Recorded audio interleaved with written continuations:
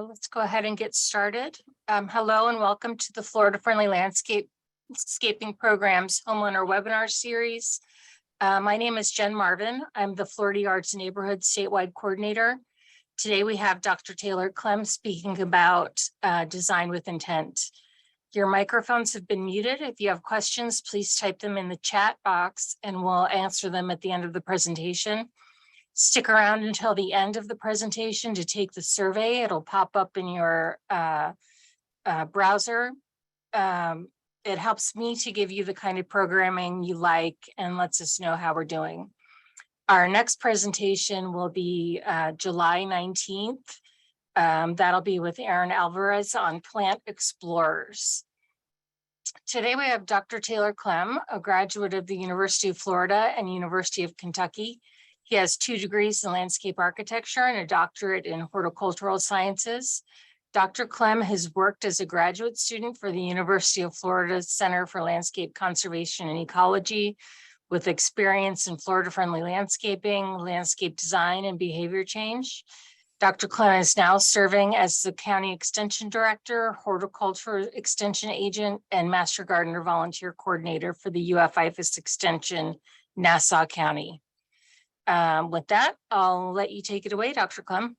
All right. Thank you, Jen. Yes. And thanks everybody for joining us today. I'm really excited to talk about designing with intent because it is kind of like an abstract thought to a certain extent, but I'm going to put it into context also of, what have I seen in the landscapes before, but also allow us to maybe think together, like a deep think together brainstorming session where we can share some of our own info and ideas along the way. So we kind of see through this exercise, what does it mean by designing with intent?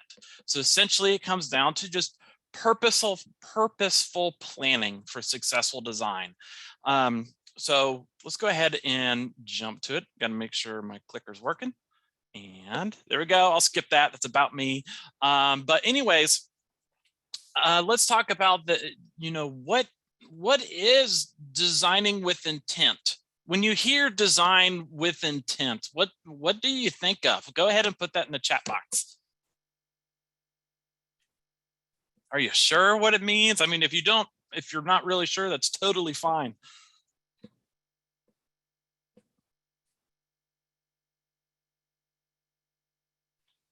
Yeah, just giving something purpose.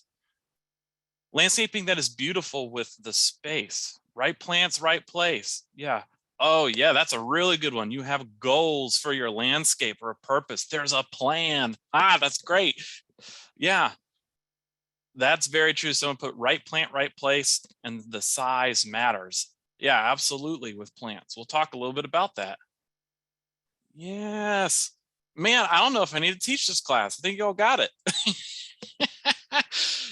I like this. My intent is to help the environment. That's really good. Having a plan and sticking to it, having a vision. Yeah. I like that one. Having a successful garden with minimum effort. That's one thing that I really like about the Florida Friendly Landscaping Program. And I like to tell people that I want to be a lazy gardener because I want to be able to enjoy my landscape more rather than and work less. I mean, enjoy it more, work less. That's what I would love to have. So these are great. Conserving water, doing the thing I love, and doing it the right way. I love these. So what is design without intent? That's a very good question. And we'll talk a little bit about that because sometimes we find that there are designs that have poor functionality or bad intent to them. I don't want to say bad intent like, oh, someone has poor intentions, but it doesn't come through as being a successful design. But the reason that we think about designing with intent is just thinking about, more and more homeowners, we're spending time outdoors gardening, relaxing, or spending time with our friends and families, that our landscapes become very dynamic. They become multiple, they're multifunctional places. So multiple activities happening in the same place, you know, different types of activities occurring. So rather than underutilizing the spaces with limited or no purpose, our landscapes should be more lively and serve multiple purposes. You know, I saw in some of the comments, we're like, well, I want to be friendly to the environment. I saw some that is like, I want to be able to use it for enjoyment. So these are these different goals. So you're giving those designs purpose because you have a goal, you have a vision or something that you want to work for. So through that designing with purpose, you know, this intent, we want to learn about designing with a floor-friendly landscaping program. So we are going to put that in definitely the context of this, so we can better accommodate our use and our interactions and how we use the landscapes. So I think you all did really, really well. And one of the big things that we're going to talk about really comes back to that first principle of the Florida-friendly landscaping program. What is the first principle of the FFL program? Do you know that? You can put that in the chat box too. Sorry, when you're in my programs online, I engage you with the chat box.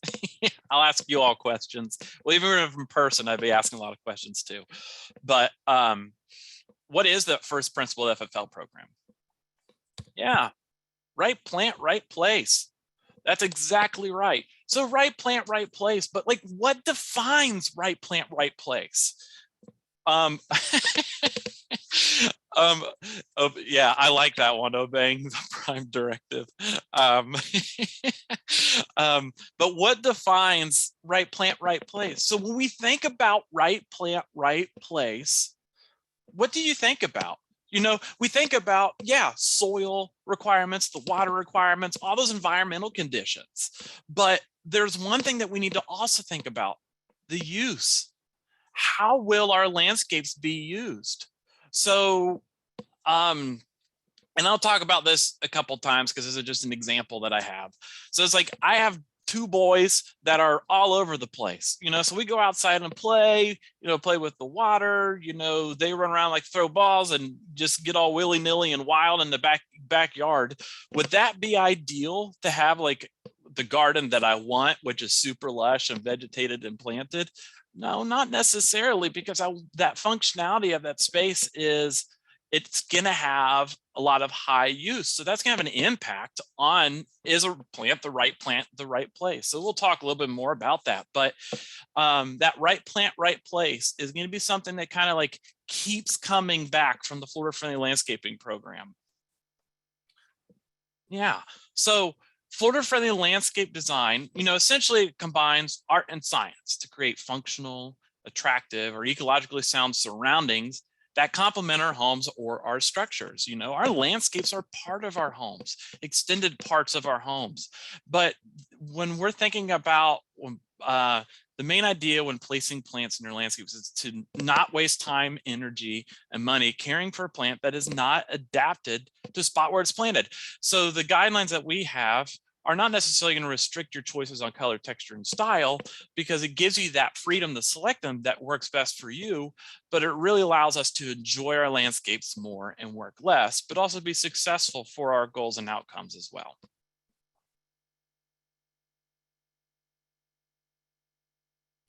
And what I can do is, I see this question, it said, will the presentation be sent to us so we can also review again? I will send Jen and Emily a digital copy of the presentation so we can send that out.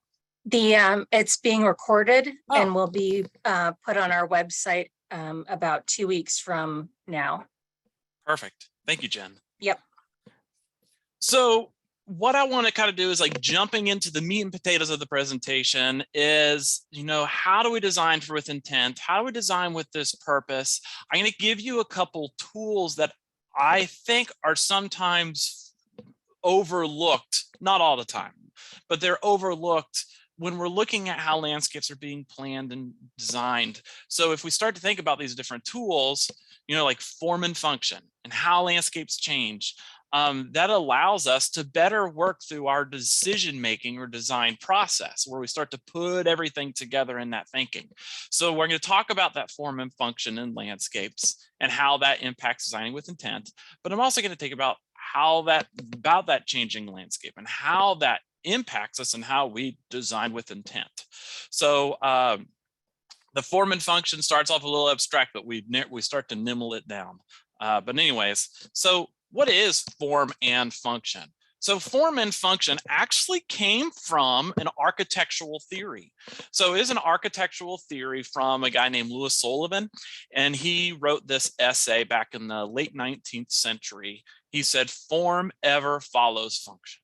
So let the function of a space, or in his case, a building, define its form and how it looks.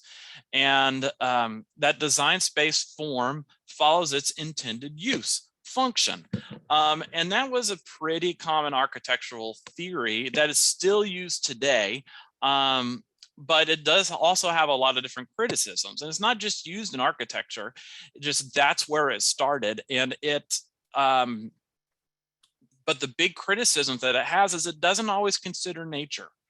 And then another big criticism was that it was oversimplified and misunderstood by a lot of people.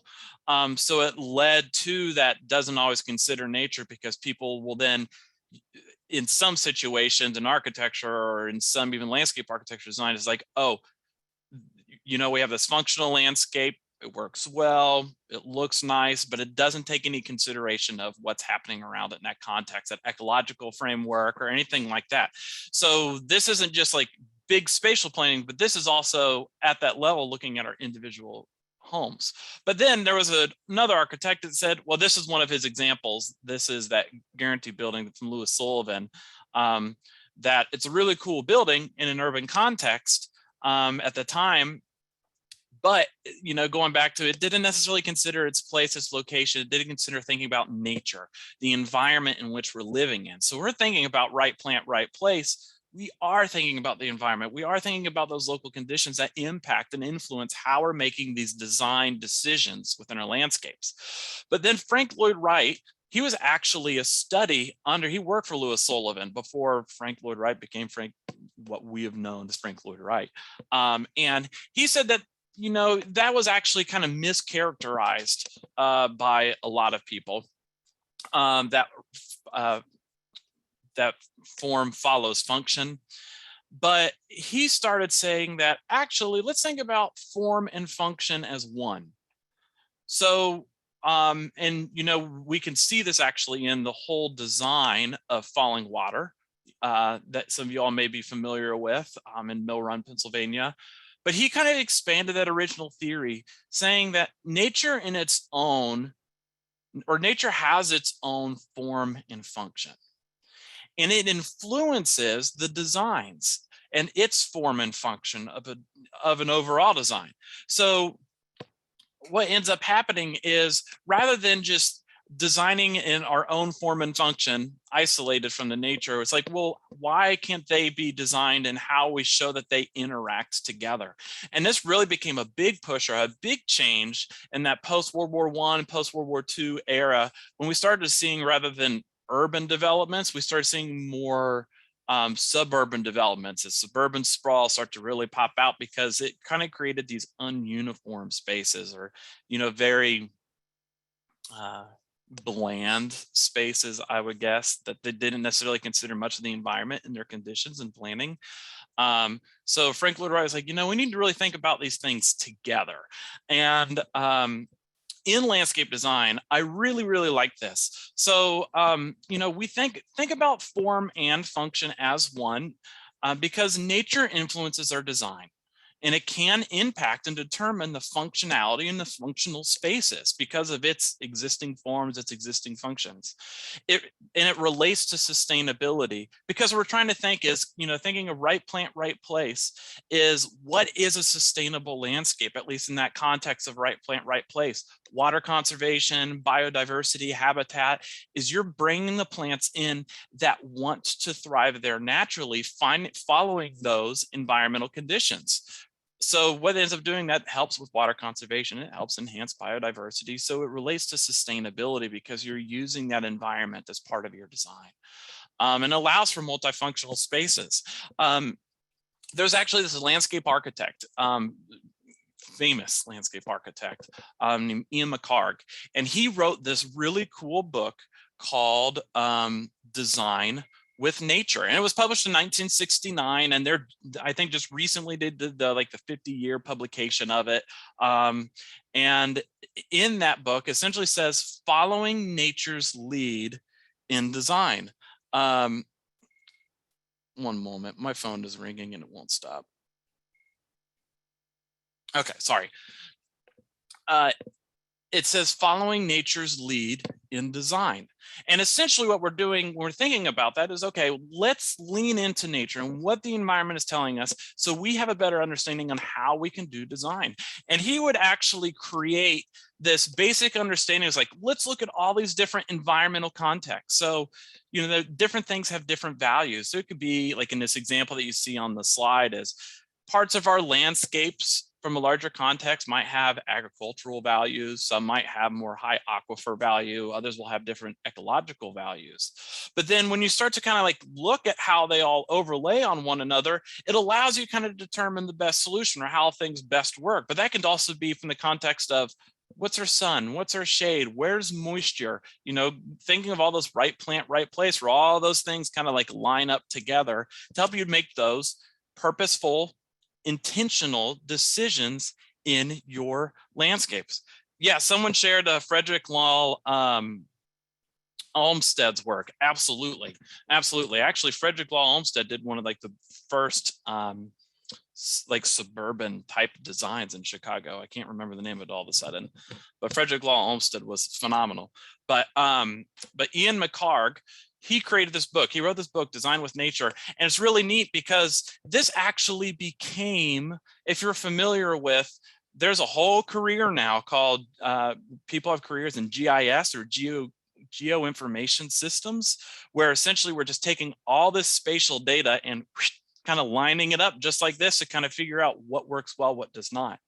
But when we think about designing and planning with our environment, those different ecosystems, services, those different conditions and characteristics and functions to help achieve our goals. So it's like, okay, so our goals that we create for our landscape, what are we using within our environment to help achieve our goals? How are we using our environment to help achieve our goals in making those landscape decisions for our yards?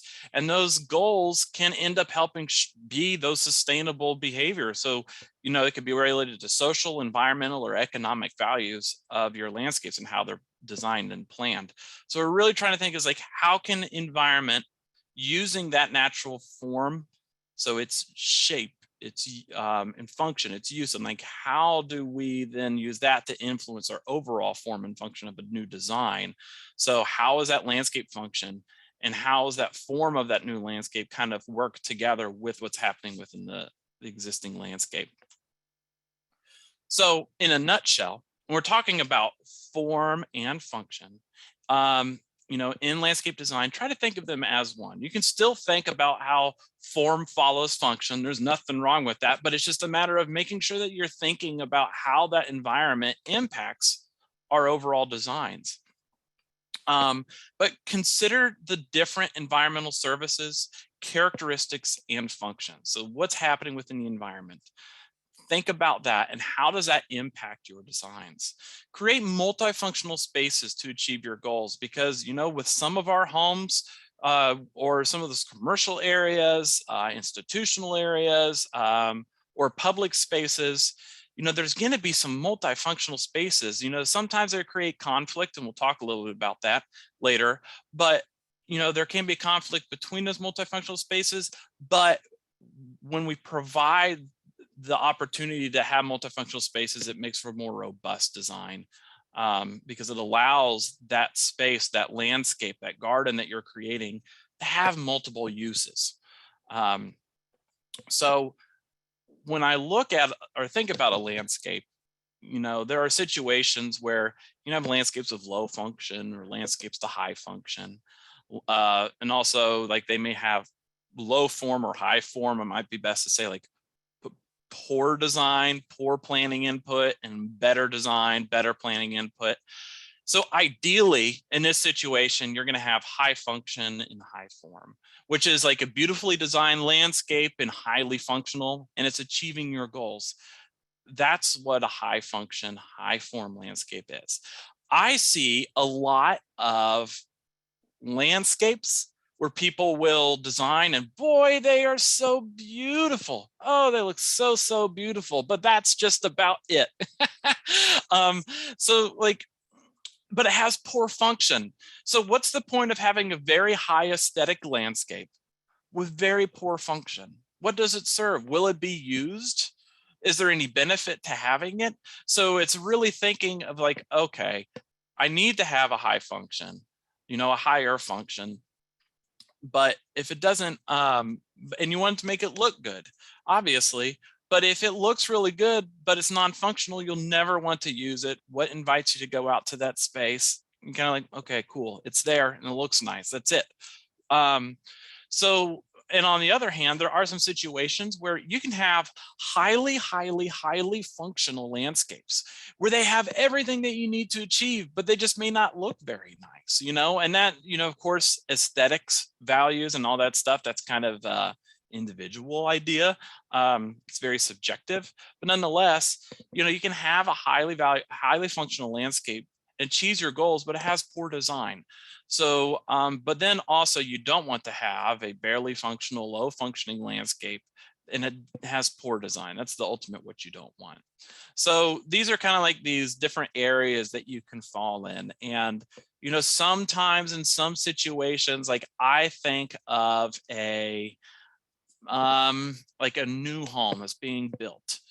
I think of that as low form, low function, when they kind of like do the bare minimum code standard requirements. It's like, okay, it met code requirements and it looks all right.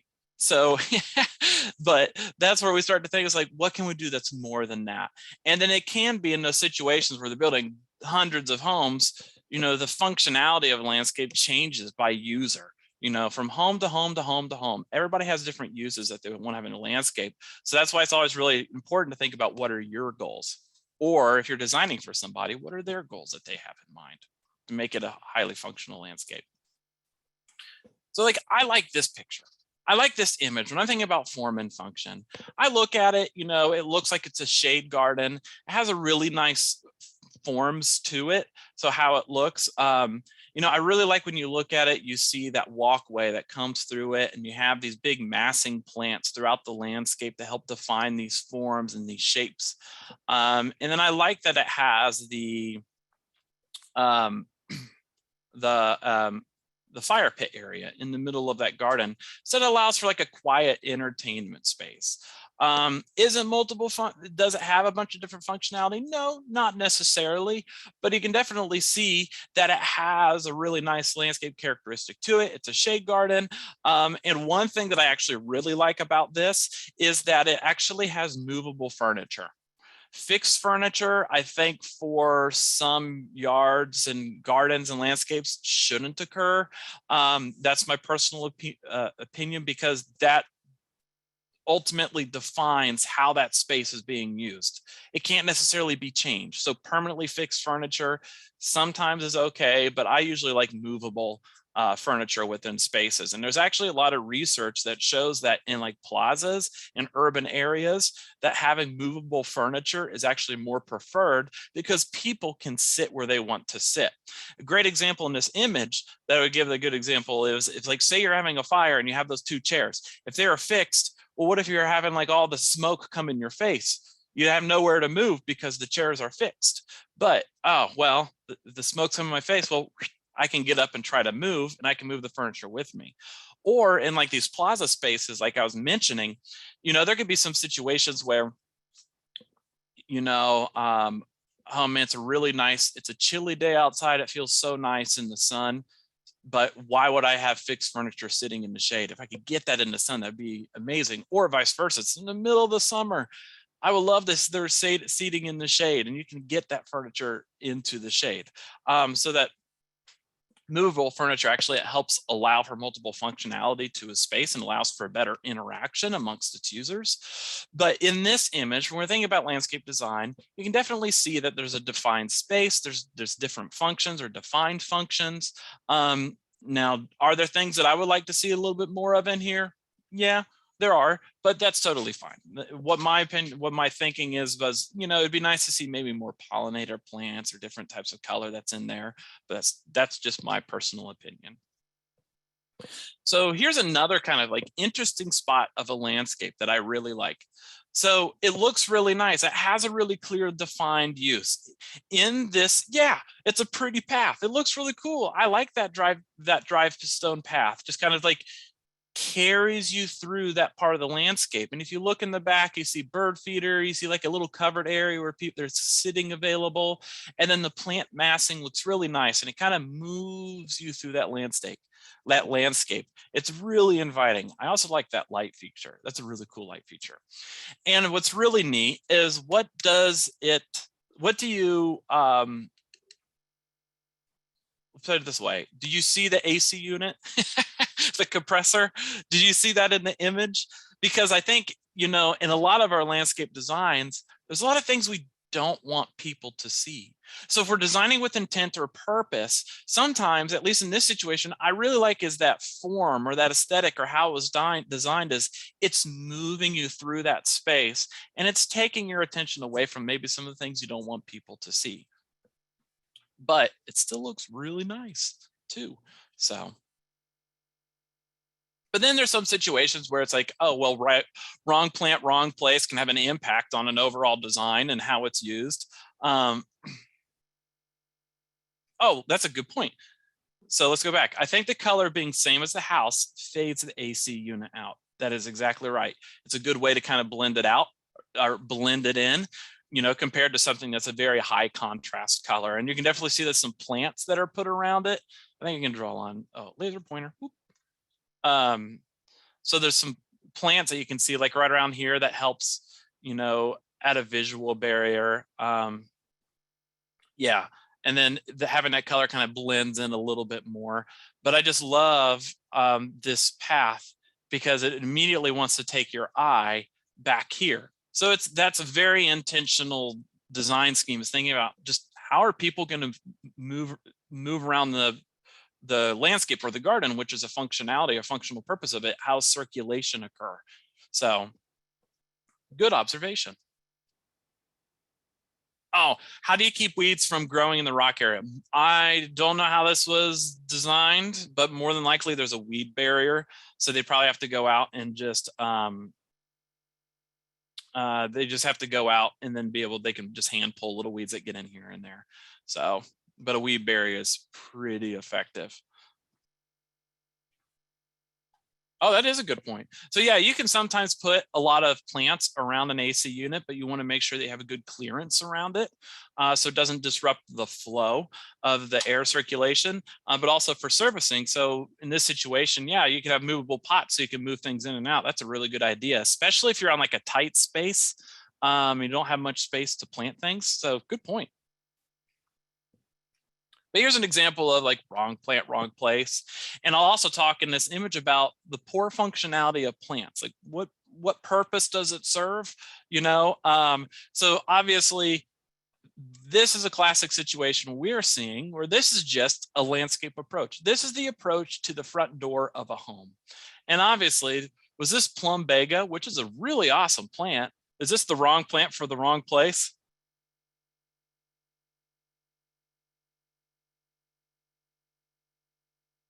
Yeah, they look good when they're small, but they grow a little bit wild. Yeah, this is definitely the wrong plant for the wrong place. You know, it's like I love plumbago, but you gotta give them space. You know, plants are this really cool thing called grow. So we have to think about that because now it's just spilling over. That plant is the wrong plant, the wrong place.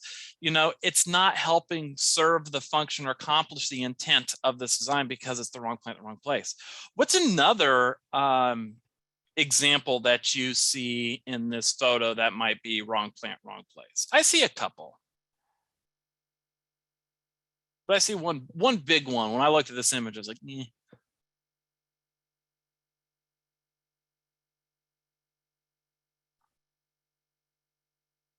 So yeah, the tea plants, they could probably be in a better spot because of their height. But yeah, the push them in the back. And then some of these plants are a little bit too tall, I think, for visual and safety purposes. Yeah, because you don't want to necessarily, you don't want to block windows. But of course, when these plants were put in, they looked wonderful. They're probably nice and small, you know, it worked out great. You don't want big plants. There's one other one. And this is really thinking about also the functionality of what the plant does. So yeah, so that one, those two kind of go together. So there's the random mulch placement and turf. So this mulch line kind of seems a little random, but this turf is also random. You know, from my perspective, is like, what function does this turf serve? Right? What does it do? So would it be best to remove this turf and make this like a larger plant bed where you can have better layering? So, you know, maybe massing shrubs, accent plants, but then some cool little ground covers that are low right in the front. That would be my suggestion. So in this situation, what function does this turf grass serve? And I see that a lot in like different communities or HOAs I'm working with. There's like random bits and pieces and patches of turf grass where it's like, what does it serve? And they're like, you know, I don't know. It's like, so you're paying for someone or you're maintaining it. And if it serves no purpose or function to your design, what can you do to simplify it? And it could usually be, you know, different plant materials that have less maintenance inputs than having to mow or maybe fertilize and pesticides, etc. So yeah, no mowing if turf is removed. That's 100% right. But anyways, so that's just thinking about, okay, you're not necessarily thinking about the overall perspective of the form and function of a design, but you're thinking about the functionality of the plants. Like, does this plant help achieve my goals? Right plant, right place. So yeah, and one person also mentioned earlier is like, they don't see any native plants in here. And yeah, and it's, if we wanted to make sure that we're having a landscape that had better biodiversity and habitat, you know, we might want to have more native plants in that landscape, and that can have an impact on it as well. So here's another example of a different landscape where I would think of, okay, do these landscapes, are these plants the right plant for the right place? I would typically say in this situation, no. Because you're having the excess of pruning, and I don't like doing a bunch of pruning on shrubs. And again, that turf grass band, like, what purpose does it serve right there? Why not just a nice little ground cover? So yeah, so typical. So, you know, you think about, what is the functionality of these plants? What is the maintenance? How does it achieve the goals of that landscape?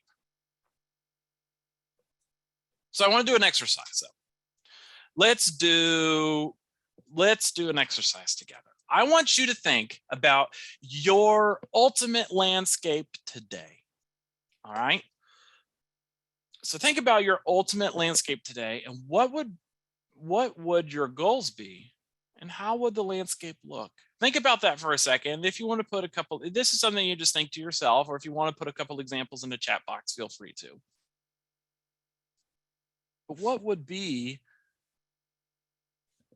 look like? What would your goals? How the landscape look?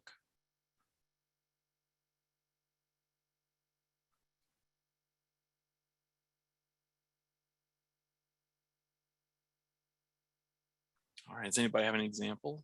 Yeah, oh, that's great. So something that's native plants for pollinators, low maintenance, low to no fertilizer requirements. Wonderful. It's like fertilizer requirements when plants have some type of nutrient deficiency you're trying to help fix. Homegrown national park. I like that. Manicured just enough to keep the HOA happy. Yeah, you know, you can get you can create some beautiful, beautiful landscapes and kind of fit within the context of the appropriate for most HOAs, and you could have the most sustainable place on earth, and you can easily fit within the context of HOAs. Some HOAs dictate which plants you can and cannot have. That sometimes can be a difficult position. Yeah, so native plants, fruit trees, no grass, low maintenance. Yeah, drought tolerance. I like that. Easy care, multiple layers, environmental friendly. How would you be using these landscapes?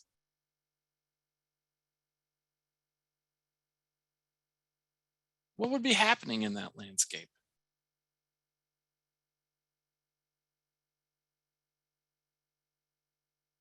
Food production. Yeah, support for yourself and then the pollinators, wildlife.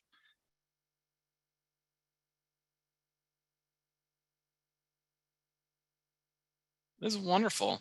Yeah. So like, yeah, septed. That's always important. Keeping the home cool and shaded, watching wildlife and making it something that's nice and relaxing. That's really good. Yeah. So like when I think about my outdoor spaces for like my landscapes, I think about it's an extension of my home.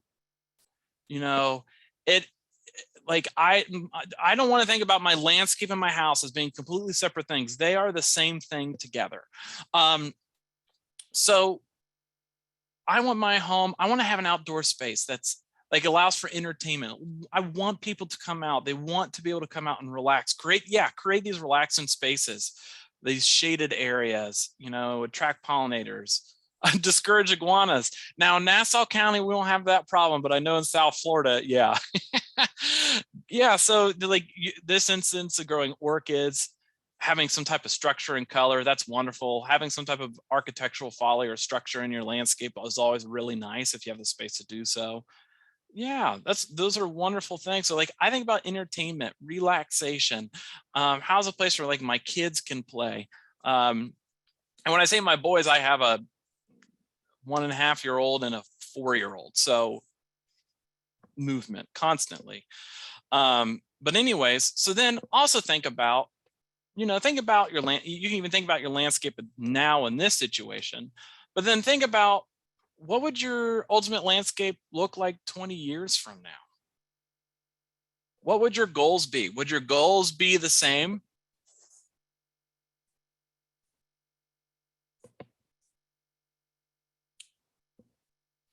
If you had a landscape, think about your landscape, your ultimate landscape now, and then think about your landscape in 20 years. How would it look? Would they be different? A little more abstract, big question. Yeah, that is perfect. Yeah, my landscape goals evolve with aging as changes. Things change, our needs change, our maintenance requirements changes. Very low maintenance. Yeah. So like I think about now is like I need to make sure I have some open space for my boys to be able to run and play, and I can maintain my yard, no problem. But in like 20 years, I want it to be a garden. I want it to be a quiet place. I want it to be more passive relaxation than versus just like yelling and toys being thrown all about. So yeah, and it's hard to say what our climate change will do to landscape in 20 years. So there's a lot of unknown variables as well, but it's important to think about our landscapes. And it's actually one of the biggest things that we miss in landscape planning. And it drives me crazy sometimes. And now I'm guilty. I've done it too before. And I mentioned it earlier, is plants do this really cool thing called grow. So you could put in a small plant and how big it will get. And it's really common that we plan landscapes for now, thinking about now. We don't think about how will our needs change, how maintenance requirements change, how does that landscape change? Some of you have probably seen this before because I use this image in other programs, but we have quick and slow changes that are all associated with time. Have any of you seen this image before? And if so, what are we seeing?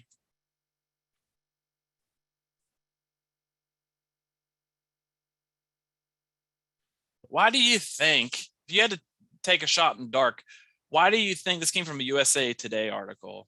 That's right. Yeah, this is a truck driver. So his now I don't know if it's 20 years or not, but over the career of his driving, one part of his face was exposed to the sun all the time because it's, driver's side window, and the other was not. Now, question, was this a quick change or was it a slow change? I mean, obviously it's a very slow change. Yeah, it's a change that happened over time. It was a very slow change. So clearly, was it something that he saw happening day-to-day changes, or is it just something he noticed gradually over the course of his career?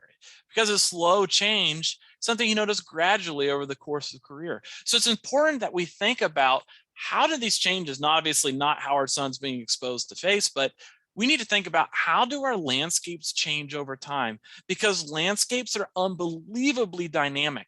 So if we're thinking and trying to design our landscapes with intent, we talk about form and function, but we need to also think about how does it change? How does it evolve over time? Our landscapes change constantly. Our landscapes change over time from a daily basis, a seasonally basis, an annual basis, and a lifetime. You think about, the role of fire within in Florida's landscapes or ecosystems. So fire comes in and it completely changes that landscape to a certain extent, but that's like a regularly occurring thing that has an impact on what that landscape can look like at different periods. So it's not just our natural landscapes, but it's like, how do our landscapes change, our personal landscape change, but also how does that function change? Is that going to change the form and how we plan it? Is that environmental conditions going to change? How do we think about the changing landscape when we're trying to design for a landscape, our overall design plan? So we create these goals and objectives. We also need to think is like, okay, I may not know what my passions are, because we're always changing as human beings. I may not know what my passions are, I may not know what my interests are, but I can always know that I have these specific values of things that I want to see in a landscape: water conservation, planning for pollinators. I want to be able to grow my own food. I want it to look nice. So you're thinking is like, okay, what changes in that landscape that I need to make sure I'm anticipating the best I can over the next 5, 10, 15, 20 years, etc. So in the landscapes, we can definitely see that we have shifting landscape functions. So how are we going to use that landscape? Plant materials are going to change. A great example is, turf grass. I'll put turf grass down in new development and like these small trees start to grow up. Okay, so we now have this mature canopy, really, really cool, but the turf grass is not going to be the right plant in the right place. So how do we better anticipate those changes?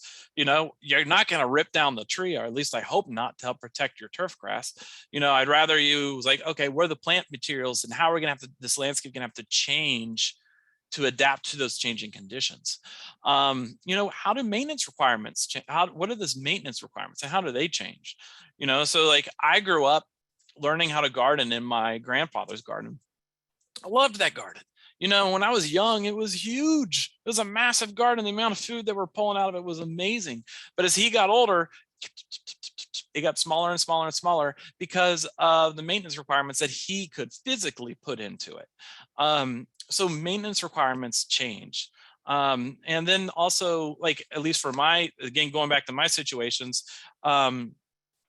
having that functionality of the, like my kids, it's like they're full time pretty much all the time. So like I have a landscape, I can maintain it, but I do the bare minimum to keep it there. But once they need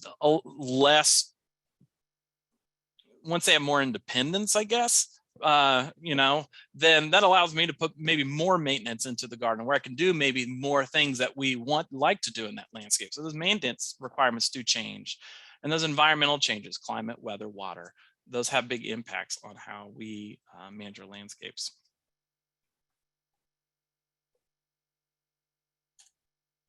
So I actually have this maintenance model that I like to use and show.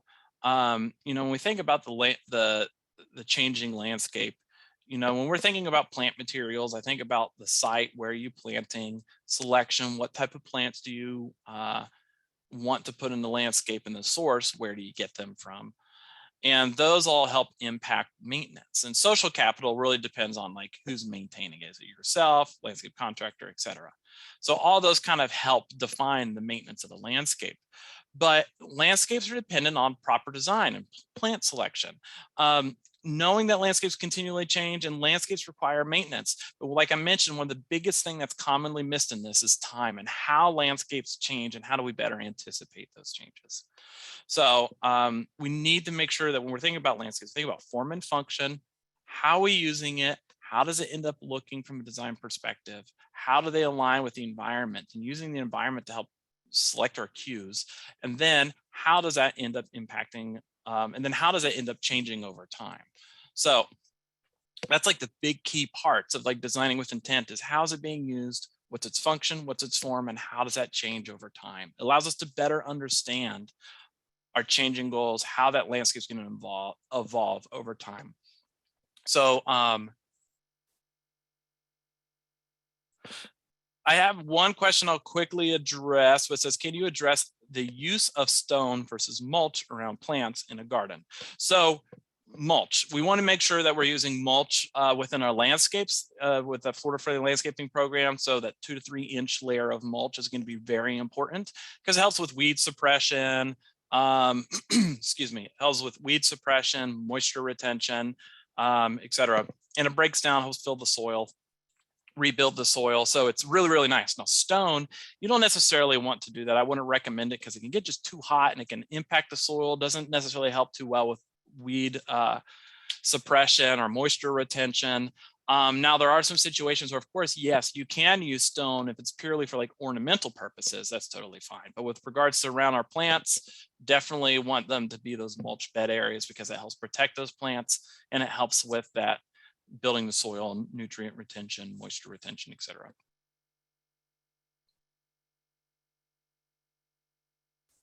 And I'll make sure, these are great questions. I'll make sure I come back to them because I want to go through this last part of the presentation before we get to questions.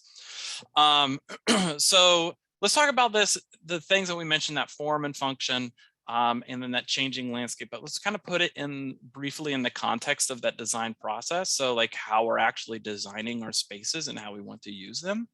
So I kind of like break it down in goals and objectives, environmental conditions, like we mentioned, those multifunctional spaces. So how can spaces be used? And then thinking about that changing landscape. So it's important to always start your landscape by thinking about what are your goals and objectives? What do you want to achieve? What is your garden landscape going to become? How will it function? How will it be used? Set those goals. What are those goals? You know, why do you want that landscape to exist? You know, sometimes when I know people's like, oh, I have this wonderful yard and landscape, but I don't use it. Then I'm like, okay, then why did you, why get it? But anyways, so define your goals and objectives. Start there. What are you doing? What do you want to do? What do you want to achieve? But then start thinking about those environmental conditions. So we usually talk about like an inventory and analysis. This is really looking at those different environmental conditions. Take inventory. This includes your goals, how you want to use it. What are those sunlight conditions? What are those areas of, you might have more moisture, soil differences, you know, shade availability, you know, are things going to be on the north side of the building, the south side. So we always do this like inventory of what's happening within our ecosystem, the environment that we're designing, you know, and this can be from, you know, small residential area, but they can also blow up to a whole, you know, a much larger regional area, and how we're thinking about inventory and analysis. But it's like, how does your existing landscape function and look? You know, what's the existing space, those environmental conditions, and how can that influence or impact your overall design? So use this to your advantage. So some of these, like you can see in this example, is like there's a high sun area, maybe that becomes a play area, there's a patio, but one area has more shade, and there's even an underground line like right here. Here's that play area I was talking about. Here's a low area. So you can definitely see some of these notes. And these actually came from Dr. Gail Hansen, Edith's publication that she has on inventory and analysis. But this is kind of saying, okay, these are the conditions of the landscape. So what? How does it impact my goals and objectives? But then sometimes there's situations where, well, not all, when we think about multifunctional spaces, some functions work well with others and some do not. So I do this, what I call a proximity matrix. So I made it pretty simple. I just said, oh, say I have an area that I'm wanting to design. I have a potting area, an entertainment area, trash composting area, a pollinator garden, and an activity space. So then I have the same things listed down here. So then what I did is I went through each one. It's like green is like, that's good. Yellow is meh, that's all right. And then red is a no. So like the potting area, do I want a potting area next to a main activity space? Yeah, it'd be fine. You know, do I want a potting area next to a pollinator garden? Absolutely. I think that'd be great because then I could plant, make propagation and cut things and help with my pollinator garden, et cetera. So that's a really good match that we can have. So potting area next to a trash compost area. Yeah, I think that would be totally fine to have the next one other, because if you're getting yard waste or waste from the garden in itself and you're creating or using that compost in your potting area, you would love them to be close to one another in proximity. Do you want a potting area next to an entertainment area? No, not really. So and again, this is subjective because it really depends on your ultimate goals and objectives for yourself, but this is just a example. Potting area, obviously is just a green. Entertainment area next to activity space, yeah.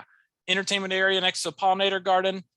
You know, some people will say absolutely. Me, if I was designing for me, I'd say, yeah, not necessarily. It's fine if it is, you know, and that's just because my wife is definitely afraid of bees. Like that is her fear. So it's like, I wouldn't want to have an activity entertainment area where we'd be hanging out and then she'd be swarmed by bees. She would never use it.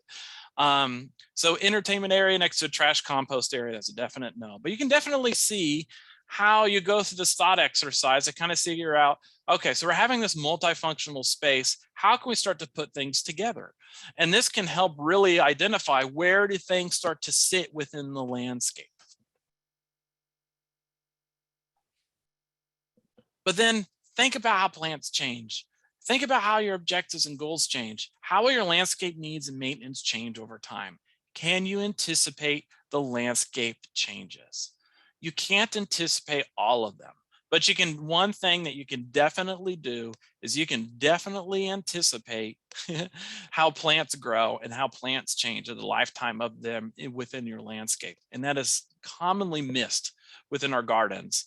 And this is a great example of wrong plant, wrong place. Those plants, those are wonderful plants. Those are great plants, you know, but they're not in the right place because they're blocking the windows. It's hard to get to the door. It's overgrown, you know. So that was just poor planning and decision and design making at the beginning because you didn't think about, it wasn't thought about that mature size that those plants get.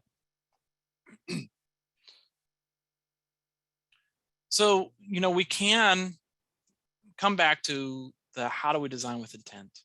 Thinking about that form and function that we mentioned earlier, you know, you have create your goals and objectives. Think about those environmental conditions, that function. How will your landscape be used? How does that help influence that design? And how do we think about that landscaping, that changing landscape? Because surprisingly, what this all does at the end of the day, this falls underneath, excuse me, the Florida Friendly Landscaping Program, because we're thinking about right plant, right place. Thinking about how do we use our plants to our advantage in our landscape designs to help with color, aesthetics, the beauty, and help support the functionality of our plans. Because when we do that in our planning, it allows us to make sure we have a more successful garden, makes us have a more purposeful landscape or a garden that was designed with intent, and allows us to make sure that we can enjoy our landscapes more and work less. But anyways, thank you all very much. Now I do have some times for some questions. And I know I have a couple questions that kind of popped up and I can kind of briefly go back to those, but feel free to put any of those questions that you may have in the chat box.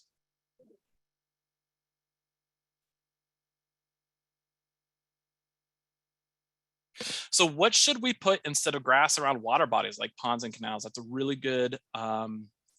really good question. So there's an EDIS publication by Dr. Gail Hansen that has some of those. And then also on my background, we have a bookstore book that you can get through the IFAS Extension bookstore that's called Florida Friendly Plants for Retention Ponds. So it all talks about different plants that you can get and plant around the retention ponds. And this is predominantly These are plants that we used actually on a project in North Florida in Nassau County. So, but anyways, so a lot of our, anything can go really in that 10-foot low to no maintenance area. So it's just a matter of following right plant, right place in those situations. So.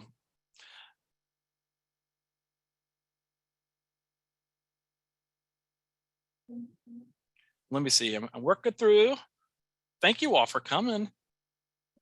So is there a program to learn Florida-friendly landscaping? Absolutely. So make sure that you reach out to your specific county extension office to see what local programs that they do have, but also where you signed up for this page to come to this class with Jen helping host this and put this together with the group. We're always doing FFL programs statewide. And Jen, what was the next month's program? Plant Explorers with Aaron Alvarez. So you'll learn about people who have pushed the boundaries and taken time to explore plants and the garden. And one thing that's really nice is a lot of the programs that we do in an extension, at least horticulture related, actually are always going to come back to the Florida Friendly Landscaping Program, which is really cool because that is our statewide initiative and how we should be managing our landscapes for water conservation, biodiversity, and just protecting our natural resources and conserving them the best we can. This is a great point. Proportion is important too. Yeah, thinking about the scale and proportion relationships, and actually like when we're designing spaces, how do things relate in proportion? And in this specific example, some of these homes come in and they have huge royal palms that are fully grown. Like I've seen it on some homes. It's like postage stamped, small little yard, no problem, home on it. And then the tree that they have for it is like a Chinese fan palm or like a Washingtonian palm. And it's like, from you step out your front door, it's like there's a telephone pole, and then you're like, wait, what? Oh, it's a palm tree. So it's just like way above the roof of the house. So the proportion of it is pretty poor. But anyways, so thank you all for coming. Yeah, and going back to the FFL classes, I have FFL crash courses every quarterly in Nassau County. And then we have our monthly programs that all come back to the FFL program. So what do I think about container gardening? So container gardening is wonderful. Whether if you have a small property, a large property, it's a great way to help with gardening, especially in the context of aging, because if you have some of those containers that are lifted up higher, it allows you to work within those gardens without having to bend over, stand up, and move around. Like recently, we just put in a raised bed garden, but we have a lot of different people using it. So we wanted to make sure that we actually lifted those gardens up really high so you don't have to bend over, so people can come in and reach in pretty easily. We actually built it based off of ADA standards. So container gardening is great. So one of the questions are, and Jenny can jump in on this one, it says, are we still encouraging bare dirt or soil along home foundations to not encourage termites? So yeah, you don't necessarily want mulch piled up right against the foundation of your house because you don't want to get termites in your home, obviously. So like what I actually do is if I can, I do keep the mulch away from the foundation of the house. And for decorative purposes, I'll also like that drip line where the eave kind of hangs down from the roof, that same width, I match it. I'll actually do stone right there because as the water, if I don't have a gutter, as the water comes down, that rock can take all that energy and it's going to help protect the soil. So I just do it right there. So then like the plants are getting too close to the building or the house. I'm not having the mulch right up against the building. That is like a cool design technique that you can use to discourage termites from coming in. So bare soil will work, but there are other cool alternatives that you can do.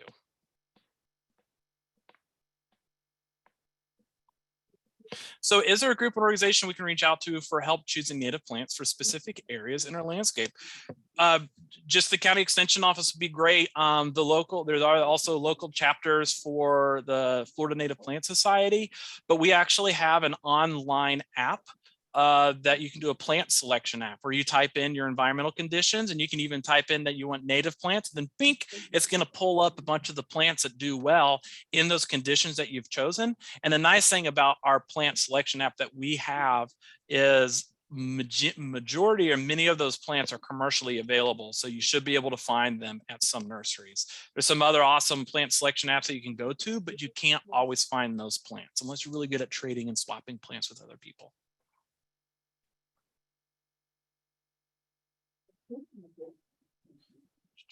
Making sure, so I do have, one is a dog owner yard hopeless as far as design?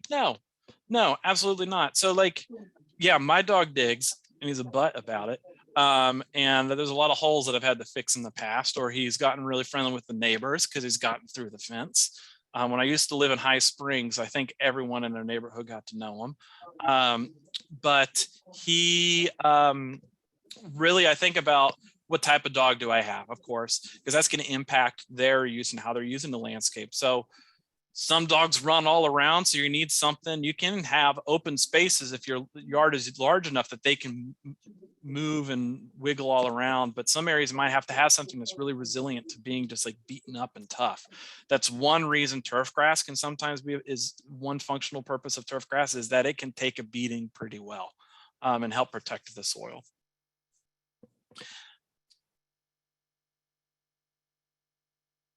Let's see here.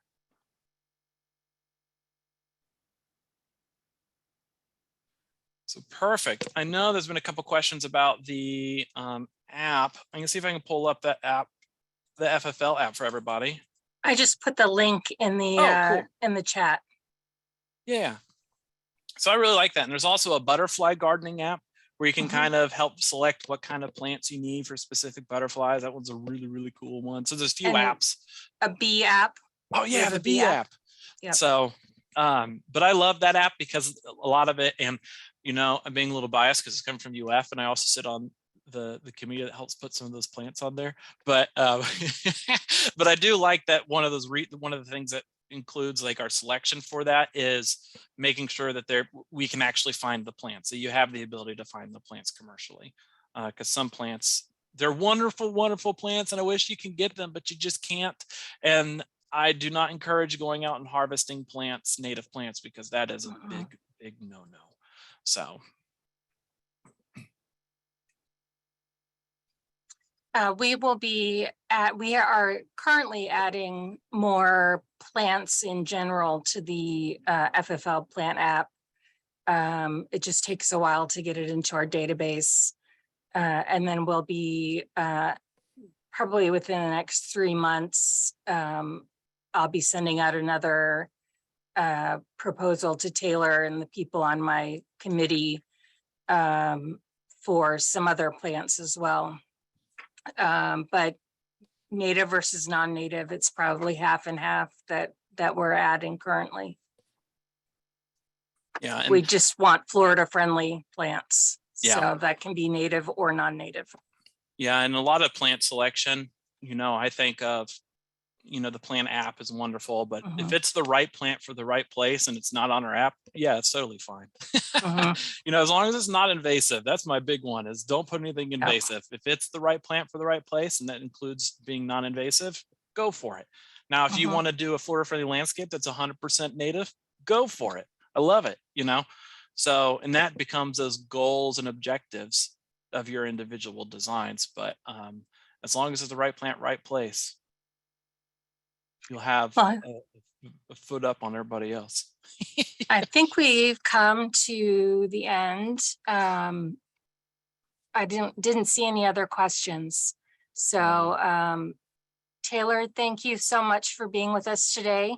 Yeah, my pleasure. And speaking with us, great presentation. We hope everybody has a great day and a great rest of the week. Thank you for coming, and I'll see you next month. Thanks again, Taylor. Take care, everybody. Bye-bye.